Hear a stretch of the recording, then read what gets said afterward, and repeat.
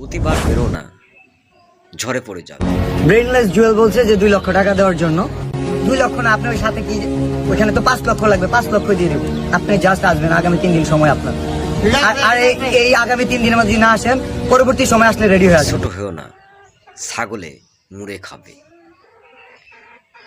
2 দিন এই কন্টেন্ট জগতে এসে কিছু টাকা কামিয়ে যদি আমরা একে অপরকে ঘায়েল করি, তাও আবার স্বজাতির উপরে, একজন কন্টেন্ট ক্রিয়েটার আরেকজন কন্টেন্ট ক্রিয়েটার উপরে যেভাবে আক্রমণ করছি, একটা ভালো একটা দিক মানবতা।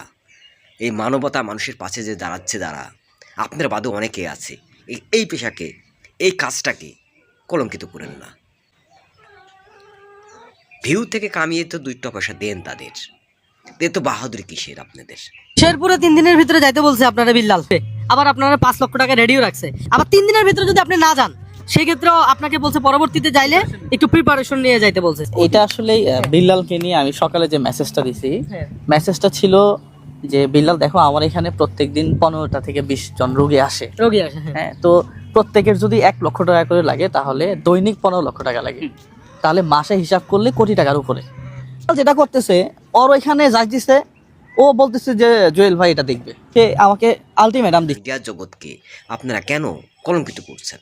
আপনারা নিজেরাই তো আপনি 10 টাকার বই, 100 টাকার বই, 50 টাকার বই 1000 টাকা বিক্রি করলেন কি 1 লাখ টাকা বিক্রি করলেন, কারো যায় আসে না। এটা নিয়ে 2-1 সমালোচনা, কিন্তু খুচা মেরে আরেকজন ঘায়েল করবেন, এটাও ঠিক না।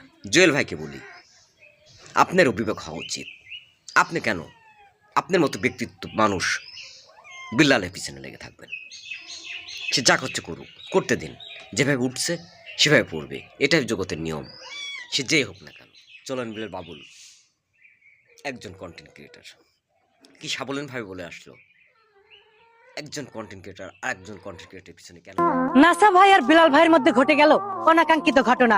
ক্রিয়েটরদের মাঝেও এত হিংসা বিদ্বেষ ভাই ছিল না আগে জানা। এক ক্রিয়েটর আরেক ক্রিয়েটরকে দেখতে পায় না, এ কেমন নীতি? আজ ক্রিয়েশন মাঠেও চলে চমকপদ রাজনীতি। আপনাদের ভুল ধরা বা জ্ঞান দেওয়ার মতো যোগ্যতা আমাদের না। যে বিবেক জাগ্রত কাজ করে, আর যে যাকে আমরা অনুপ্রেরণার বিল্লাল বলি, সে অনুপ্রেরণার বিল্লালের মধ্যে এটা নেই কেন? বিল্লাল তো নিজে কথা রাখেনি। বিল্লাল কি বলেছিল আসলে আমরা শুনে আসি। অপমানের জবাব মুখে দিব না, সফলতা বলবে কথা।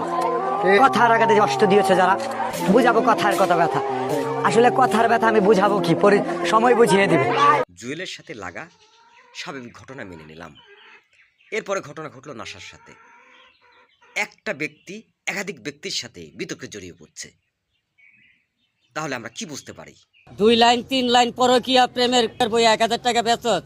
কি কবিতা জানত? কবিতা আমি হ্যাডাম বাবা জন্ম দেই। শুনবি দুই একটা হন। যৌবন জ্বালা বড় জ্বালা, কুত্তায় চাড়ে গাল, হৃদয় ভাঙা গর্জন বেচা খাবি কতকাল, সময় থাকতে। আসুন মুস্তাফিজ ভাইয়ের এই গল্পটা শুনে আসি, শিয়াল ও গাধার গল্প। এই গল্পটা শুনলে আপনারা বুঝতে পারবেন, এবং এই গল্পটার মধ্যে অনেক শিক্ষণীয় দিক আছে। বনে